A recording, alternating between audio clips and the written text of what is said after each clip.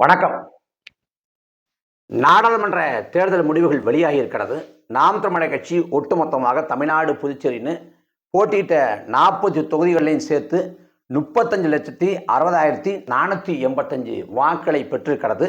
அதாவது விழுக்காட்டு அடிப்படையில் 8.1 விழுக்காட்டுக்கு மேலே வாக்களை பெற்றிருக்கு. 8 விழுக்காடு வாக்களை பெற்றால் மாநில கட்சிங்கிற அங்கீகாரத்தை பெறலாம்ங்கிற தேர்தல் ஆணைய விதிப்படி நாம் தமிழர் கட்சி அங்கீகரிக்கப்பட்ட கட்சியாக மாறியிருக்கிறது. இனி அனைத்து கட்சி கூட்டம் கூட்டினாங்கன்னா நாம் தமிழர் கட்சியும் அந்த கூட்டத்தில் இடம்பெறும். தேர்தல்னு வர்றப்ப நாம் தமிழர் கட்சிக்கு சின்னம் ஒரு பிரச்சனையாக இருக்காது. நாம் தமிழர் கட்சி தமிழ்நாட்டில் இருக்கக்கூடிய திமுக, அதிமுக போல அங்கீகரிக்கப்பட்ட ஒரு மாநில கட்சியாக ஆகியிருக்கிறது. இது நமக்கு அங்கீகரிக்கப்பட்ட கட்சியாக நாம் தமிழர் கட்சி ஆனது மகிழ்ச்சியை தந்தாலும் இந்த 8 விழுக்காடு வாக்குங்கிறது போதுமான வாக்கு தானா, முழுமையாக நிறைவை தருகிறதான்னா நாம் ஒன்னே ஒன்று சொல்லலாம், இது போதுமான வாக்கு இல்லை. நாம் 40 தொகுதிகள்லையும் வெற்றிக்கு தான் வேலை செஞ்சோம். 40 தொகுதியிலையும் வெற்றி பெறணுங்கிறதுக்காக தான் நம்ம அரும்பாடுபட்டு உழைச்சோம். சரி, 40 தொகுதியில் வெற்றி பெற முடியலை, கல யதார்த்தம் அப்பாற்பட்டு இருக்குன்னா குறைந்தபட்சம் ஒரு முக்கியமான சில தொகுதியிலாவது வெற்றி பெறணும். குறிப்பாக தஞ்சாவூரில் அண்ணன் ஹிமாயின் போட்டிட்ட தொகுதி, அப்புறம் அக்கா காளியம்மாள் போட்டிக்கிட்ட மயிலாடுதுறை, அக்கா கார்த்திகா போட்டிக்கிட்ட நாகப்பட்டினம், அன்னை ஜெனிபர் போட்டிக்கிட்ட அந்த கன்னியாகுமரி, அக்கா வித்யா ராணி வீரப்பன் போட்டிக்கிட்ட கிருஷ்ணகிரி, அண்ணன் மதிவாணன் போட்டிக்கிட்ட தென்காசின்னு சொல்லிட்டு ஒரு முக்கியத்துவம் வாய்ந்த தொகுதியிலாவது வெற்றி பெறுவோம் அப்படிங்கிற நிலையை நம்ம எதிர்பார்த்தோம். ஆனால் இந்த சூழலில் அது சாத்தியப்படுது. சரி, ஒரு கணிசமான வாக்கு விழுக்காடு ஒரு 10, 12, 15ங்கிற அளவுக்கு எதிர்பார்த்தோம். சரி, அதுவும் வரலை. 8 விழுக்காடு அங்கீகரிக்கப்பட்ட நிலையை மட்டும்தான் நம்ம அடைஞ்சிருக்கோம். இது போதுமான திருப்தி அளிக்கக்கூடிய வாக்கு இல்லை தான். ஆனால் அதற்காக இந்த வாக்கு விழுக்காட்டை சாதாரணமாக எடுத்துக்கொள்ள முடியாது.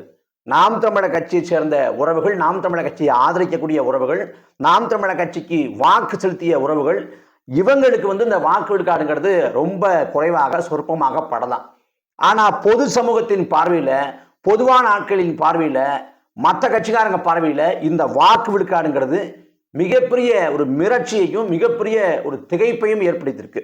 குறிப்பாக சொல்லணும்னா ஈரோடு கிழக்கு இடைத்தேர்தல் அன்னைக்கு தேர்தல் முடிவு வந்த அன்னைக்கு நாம் தமிழர் கட்சி குறித்து ஈவிகே சிலங்கோவன், வெற்றி பெற்ற ஈவிகே சிலங்கோவன் கேட்குறாங்க, 10,000 வாக்கு பெற்றாங்க அவங்க அப்படிங்கிறப்ப 10,000 வாக்குகள் அது போன தேர்தலில் பெற்றாங்க, இப்போ என்ன அப்படிங்கிறப்ப இப்போயே 10,000 பெற்றாங்க, இப்போயான்னு 3 முறை 10,000 வாக்குகள் பெற்றதை ரொம்ப வியப்பாக கேட்டார், அதிர்ச்சியாக கேட்டார்.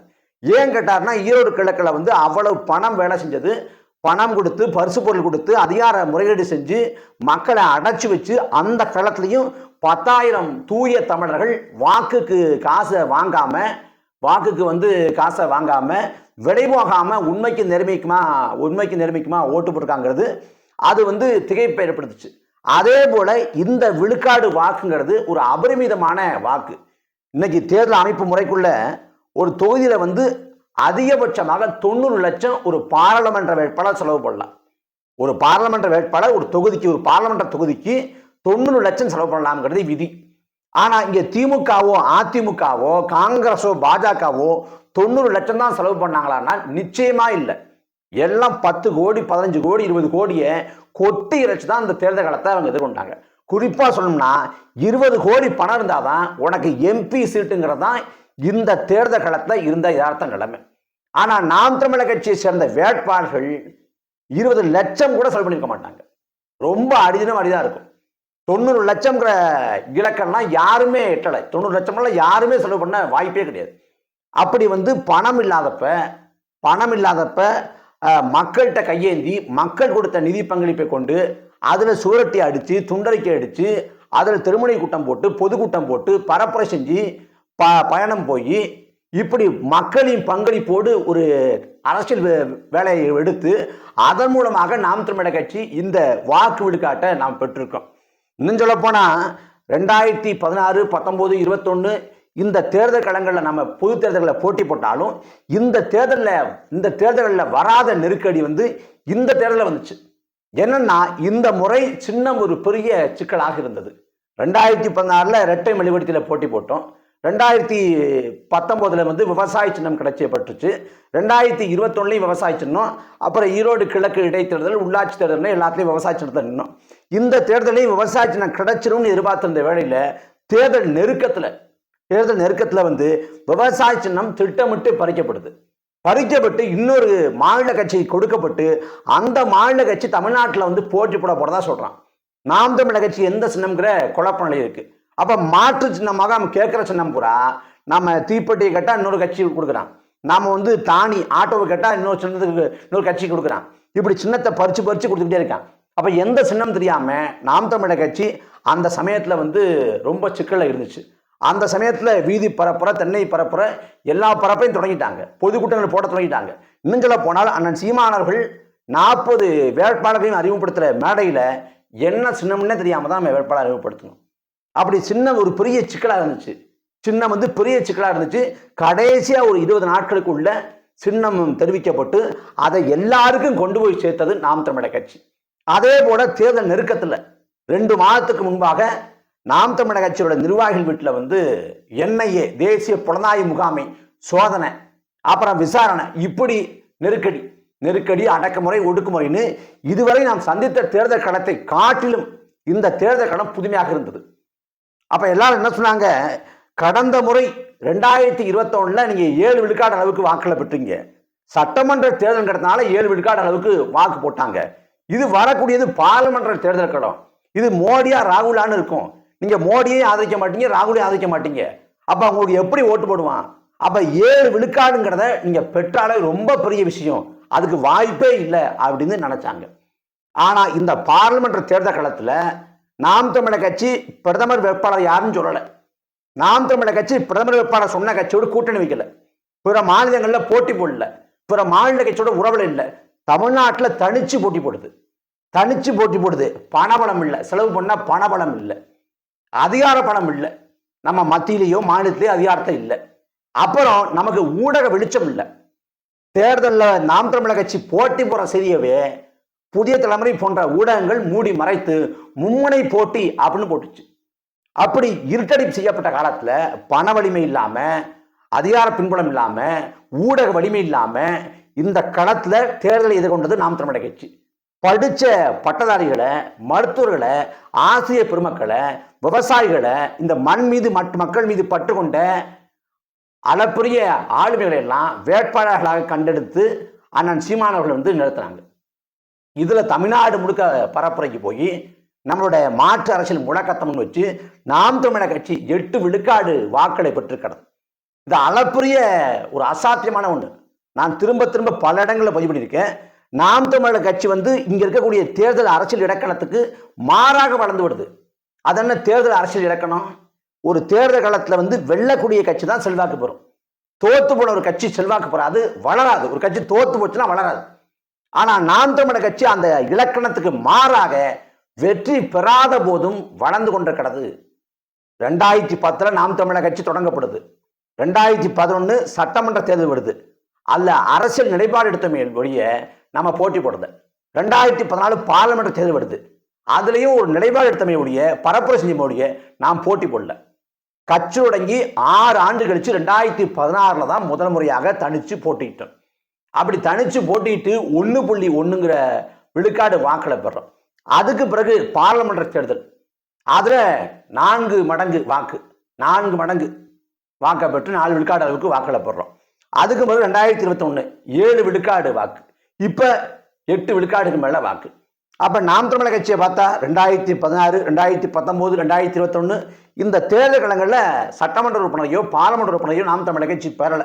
ஆனாலும் வாக்கு விழுக்காடு அதிகரிக்குது. ஏன்னா நாம் தமிழர் கட்சி தற்காலிகமான வெற்றி தோல்வியை மதிப்பிட்டு அதற்காக மக்கள் வைத்திருக்கக்கூடிய நம்பிக்கையை, நம்பகத்தன்மை இழக்கல. மாற்றுன்னு பல பேர் பேசினாங்க. இப்ப அண்மையில கமலஹாசன் பேசினாரு, அதுக்கு முன்னாடி அன்புமணி ராமதாஸ் பேசினாரு, விஜயகாந்த் பேசினாரு, திருமா பேசினாரு, வைகோ பேசினாரு, எல்லாரும் பேசினாங்க. ஆனா எல்லாரும் காலப்போக்கில் சமரசம் பண்ணிக்கிட்டாங்க. யாரை எதிர்த்து, எந்த திமுகவை அதிமுக எதிர்த்து அரசியல் பண்ணாங்களோ அவங்களோடய போய் நின்றுட்டாங்க. இப்படி இவங்கெல்லாம் சமரசம் பண்ணிக்கிட்டாங்க. ஆனா நாம் தமிழர் கட்சி சமரசம் பண்ணாது, திரும்ப தனிச்சு போட்டிடுது. ஒரு தத்துவத்தை முன் வச்சு அதை நோக்கி மக்களை இருக்குது. இந்த தனித்துவம், இந்த சமரசம் இல்லாத இந்த உறுதிப்பாடு, இதுதான் நாம் தமிழர் கட்சி நோக்கி இளைஞர்களை வர வச்சிருக்கு. அதுதான் இன்னைக்கு நாம் தமிழர் கட்சிக்கு ஒரு பார்லிமெண்ட் தேர்தலில் நாம் தமிழர் கட்சிக்கு எந்தவித ரோலும் இல்லை அப்படின்னு நினைச்சாங்க. ஆனா 8 விழுக்காடு வாக்களை பெற்று ஒரு அசாத்தியமான ஒரு சாதனையை நிகழ்த்தியிருக்கிறது. அது மற்றவங்களால திகைப்பா பார்க்கப்படுது. குறிப்பா சொல்லணும்னா 12 தொகுதியில 1,00,000 வாக்குகளுக்கு மேலா பெற்றிருக்கு. 7 தொகுதியில 90,000 வாக்குகளுக்கு மேலா போட்டிருக்கு. சிவகங்கை தொகுதியில 1,63,412 வாக்கு, 1,63,412 வாக்களை பெற்றிருக்கு. அதிகபட்சமான வாக்குகள் தான் அதுதான். அக்கா எழிலரசி அவர்கள் இந்த வாக்களை பெற்றிருக்கிறாங்க. அதுல அங்க கட்டுத்தொகையும் பெறப்பட்டிருக்கு. நெல்லையில அதிமுக விட அதிகப்படியான வாக்களை பெற்றிருந்துச்சு நாம் தமிழர் கட்சி, அக்கா சத்யா. அதுக்கு பிறகு அதிமுக ஒட்டி ஏறக்குறைய ஒரே வாக்குங்கிற அளவில் இருக்கு. கன்னியாகுமரியில் அதிமுக விட அதிகப்படியான வாக்களை அங்கே நாம் தமிழர் கட்சி பெற்றிருக்கு. ஈரோட்டில் தமிழ் மாநில காங்கிரஸ் கட்சியை விட அதிகப்படியான வாக்களை பெற்றிருக்கு. கள்ளக்குறிச்சியில் கள்ளக்குறிச்சியில் பாமகவோட பெல்ட்னு சொல்லப்படுற இடம், அங்கே பாமக விட அதிக வாக்களை பெற்றிருக்கு. நாகப்பட்டினத்தில் பாஜக விட அதிக வாக்களை பெற்றிருக்கு. திருச்சியில் அமமுக விட அதிக வாக்களை பெற்றிருக்கு. புதுச்சேரியில் அதிமுக விட அதிக வாக்குகளை பெற்றிருக்கு. எவ்வளவு நாம் தமிழர் கட்சிக்கு எதிரான கருத்துருவாக்கங்கள், அவதூறு பரப்புரைகள், எவ்வளவு ஒடுக்குமுறை, அடக்குமுறை, இது எல்லாத்தையும் தாண்டி இதை நாம் தமிழர் கட்சி சாதிச்சு காட்டியிருக்கு. அதே போல விளவங்கோடு இடைத்தேர்தலையும் 8,150 வாக்களை பெற்று 3வது இடத்துல அதிமுகவை முந்திருக்கிறது நாம் தமிழர் கட்சி. இந்த தேர்தல் காலத்தில் நாம் தமிழர் கட்சி மாநில அங்கீகாரம் பெற்றிருக்கு. ஆனா மாநில அங்கீகாரம் பெற முடியாம இன்றைக்கு வரை தவித்து கொண்டிருக்கிறது அதிமுக. அந்த மாநில அங்கீகாரத்துக்காக தான் ஐயா வைகோ அவர்கள் 2 பார்லிமெண்ட் தொகுதியை கேட்டாங்க. ஆனா 2 இடங்களை கொடுக்கல. அந்த பக்கம் விசிகாவோட போராட்டங்கிறது பானை சின்னத்தில் நின்னா வெற்றி இழுபறி ஆகும், வெற்றிக்கு தாமதமாகும், இல்லை வெற்றி கிடைக்காமல் கூட போகும் தெரிஞ்சு கூட பானை சின்னத்தில் விசிகா நின்றதும் மாநில அங்கீகாரத்தை பெறதுக்கு தான். பாமக மாநில அங்கீகாரத்தை இந்த தேர்தல் காலத்தையும் பெற முடியல. ஆனா நாம் தமிழர் கட்சி அந்த மாநில அங்கீகாரம்ங்கிற ஒண்ணு 4வது பொது தேர்தலையே சாத்தியப்படுத்தியிருக்கிறது. சாத்தியப்படுத்தி இது நாள் வரை தமிழ் தேசியம்னா எப்படி இருக்கும்னா, ஒரு அரங்கத்தில் தமிழ் தேசியவாதிகள் கூட்டம் போடுவாங்க, எல்லாரும் வயசானவங்களா இருப்பாங்க, தலைமுடி நரைச்சிருக்கும், சோழனா பை போட்டிருப்பாங்க, அவங்களுக்குள்ளே பேசி அவங்களுக்குள்ளே கலைஞ்சு போடுவாங்க. தமிழ் தேசியங்கிறது வெகுமக்கள் அரசியல் களத்துக்கு வராமல் இருந்துச்சு. தமிழ் தேசியங்கிறது இயக்க அரசியலாக இருந்தது. தமிழ் தேசியங்கிறது ஒரு சுருங்கிய பார்வையோடு பார்க்கப்பட்டுச்சு. அந்த தமிழ் தேசியத்தை சோழனா பையிலையும் நரைமுடி கொண்ட இளைய வயதானவர்கள்ட்ட இருந்த தமிழ் தேசியத்தை நகர்த்தி எல்லார்ட்டையும் கொண்டாந்து சேர்த்து இளைஞர்கள் தமிழ் தேசிய அரசியலை பேசுகிற நிலையை உருவாக்கி தமிழ் தேசிய களத்தில் வெகுமக்கள் அரசியல் களத்துக்கு கொண்டு அதை ஒரு அரசியல் இயக்கமாக கட்டி ஒரு கட்சியாக பரிணாம வளர்ச்சி பெற வச்சு இன்னைக்கு தமிழ் தேசியம் பேசக்கூடிய அரசியல் கட்சி மாநில கட்சிங்கிற அங்கீகாரத்தை தேர்தல் ஆணையத்தில் பெற்றிருக்கு. இது எல்லாமே ஒரு அபரிமிதமான ஒரு வளர்ச்சி அப்படின்னு சொல்லலாம். என்னங்க திமுக 40 இடங்களில் வெற்றி பெற்றுச்சு, நீங்க 40 இடத்துல வெற்றி பெறாம இவ்வளவு பேசுறீங்களேன்னு கேட்கலாம். திமுக நேற்று தொடங்கப்பட்ட இயக்கம் இல்லை, 10 ஆண்டுக்கு முன்னாடி தொடங்கப்பட்ட இயக்கம் இல்லை. 1949 தொடங்கப்பட்ட இயக்கம் திமுக. எப்ப? 1949 தொடங்கி 67 திமுக ஆட்சி பிடிக்குது. 18 ஆண்டு கழிச்சு ஆட்சியை பிடிக்கிறப்ப அண்ணா கிட்ட கேட்கிறப்ப அறிஞர் அண்ணா சொல்றாரு, ஆட்சியை பிடிச்ச அண்ணா, நாம குறுகிய காலத்துல ஆட்சியை பிடிச்சிட்டோம், இன்னும் பல காலம் போராடி பக்குவப்பட்டு பண்பட்ட பிறகு ஆட்சியை பிடிச்சிட்டோம். 18 ஆண்டுங்கிறது ஏறக்குறைய 1/4 நூற்றாண்டை ஒட்டி. அப்படி இந்த 18 ஆண்டையே குறுகிய காலகட்டம் அப்படின்னு அண்ணா சொல்றாரு. ஆனா நாம் தமிழர் கட்சி 18 ஆண்டாகல, வெறும் 14-15 ஆண்டுலாம் இருக்கு. அப்ப வரக்கூடிய காலம் நாம் தமிழர் கட்சிக்கான காலம். நாம உறுதியோடு நம்பிக்கையோடு நடைபெறலாம்.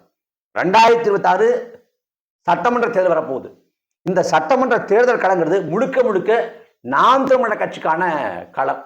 இவ்வளவு நாட்களாக பேசி வந்தோம், தமிழரின் அறம் சார்ந்த ஆட்சி நிகழ்த்தப்படணும். அந்த அறம் சார்ந்த ஆட்சியை கொடுப்பதற்கான வாய்ப்பாக 2026 சட்டமன்ற தேர்தல் இருக்க போகுது. இந்த தேர்தல் காலத்தில் நாம பார்லிமெண்ட் உறுப்பினர்களை கொண்டிருந்து 5 பார்லிமெண்ட் உறுப்பினர், 6 பார்லிமெண்ட் உறுப்பினர், 20 பார்லிமெண்ட் உறுப்பினர் கொண்டிருந்து அவங்க மக்களுக்கு சேவை செய்யாம, மக்களுக்காக பார்லிமெண்ட்ல குரல் எழுப்பாம, மக்களுக்காக பாடுபடாம, அவங்க ஊழல் செஞ்சு லஞ்சம் வாங்கி லாவணியம் பண்ணி அடாவடித்தனம் பண்ணி அவங்க தோத்து போயிருந்தாங்கன்னா, இருந்த பார்லிமெண்ட் உறுப்பினரை இழந்திருந்தோம்னா அது தோல்வின்னு சொல்லலாம். நாம சட்டமன்ற பார்லிமெண்ட் உறுப்பினரை இது வரைக்கும் பெறல. வாக்கு விழுக்காடு உயருது, 1லேருந்து 8 விழுக்காடுகளுக்கு வந்திருக்கு. இந்த அமைப்புக்குள்ள 25 விழுக்காடு வாக்களை பெற்றாதான் அது சட்டமன்ற உறுப்பினராக பார்லமெண்ட் உறுப்பினராக மாறக்கூடிய அளவுக்கு வெற்றியை தரும். அப்ப அதை நோக்கிய பாய்ச்சல்ல அதை நோக்கிய பயணத்தில் நாம் இருக்கோம். ஜெர்மனி போன்ற நாடுகளில் இருப்பது போல விகிதாச்சார பிரதிநிதித்துவ முறை இருந்தா நமக்கு பார்லமெண்ட் உறுப்பினர் கிடைச்சிருப்பாங்க. ஆனா அந்த வாக்கு விழுக்காட்டுக்கு ஏற்ப பிரதிநிதித்துவம் தரக்கூடிய விகிதாச்சார பிரதிநிதித்துவ முறை கிடையாது. 51 வாக்குகளை பெற்றவங்க வெற்றி, 49 வாக்குகளை பெறவங்க தோல்வி. அந்த 49 வாக்குகளை பெறவங்களுக்கான பிரதிநிதித்துவம் இல்லை. இது இந்த அமைப்பு முறை. அப்ப இந்த அமைப்பு முறைக்குள்ள நாம மெல்ல மெல்ல நகர்ந்து 8 விழுக்காடு நிலையை எட்டியிருக்கோம். அடுத்த தேர்தலில் கட்டாயம் சட்டமன்ற உறுப்பினர்கள் நிலையை 8 உறுப்பினர்களை பெற்று அந்த கணக்கை தொடங்கி அதிகாரத்தை நோக்கி நகருவோம். அதனால நம்பிக்கையோடு இந்த தேர்தலில் நமக்கு கிடைச்ச படிப்பனைகளை பாடங்களை கற்றுக்கொண்டு நாம 2026 அயராது உழைத்து ஆட்சியை பிடிப்பதற்கு வேலை செய்வோம். 2024 அங்கீகாரம், 2026 அதிகாரம்.